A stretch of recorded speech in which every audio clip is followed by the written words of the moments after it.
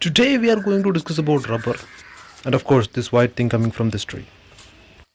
Rubber was used in Mesoamerican ball games way before 1500 BCE.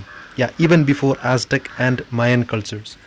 So Aztec and Mayan cultures generally use rubber to dip their clothes and things to make it waterproof and similar stuff, similar uses. And later it is introduced to the scientific world after 1700s. And the great scientist named Joseph Priestley find out its use for rubbing off these pencil marks from the book.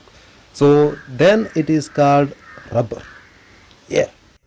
Natural rubber is a polymer chemical called polyisoprene and it is found in the latex of roughly about 2500 species. But generally, some species of rubber trees are used to harvest this natural rubber from its latex like this. Like first you make a little bit of little bit of scar in the bark of these trees, and this white fluid, that is latex of these trees, will come out and it is get collected in the container, small container that is fixed in the tree, and then it is collected in bulk for later uses. This white colored latex is generally a colloid mixture of monomer of this polyisoprene molecules and then contains a lot of water. So this can be preserved or turned into rubber sheets as a raw material for rubber products.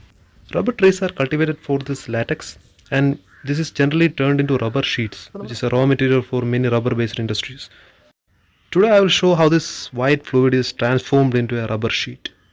So every chemical process will be explained in this video.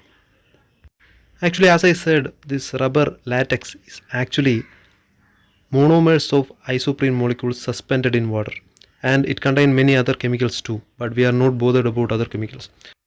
First thing we do is to dilute this colloidal liquid called latex.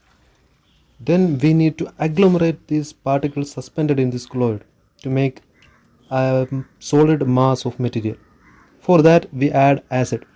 Mainly formic acid is used to just to make these particles agglomerate and form a solid jelly kind of material.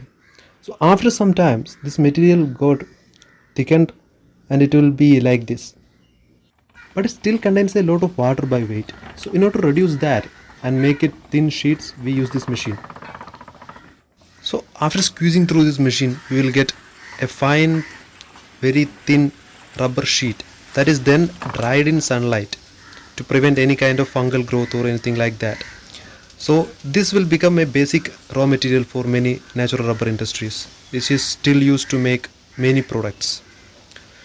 So I hope you like this video. See you in the next video.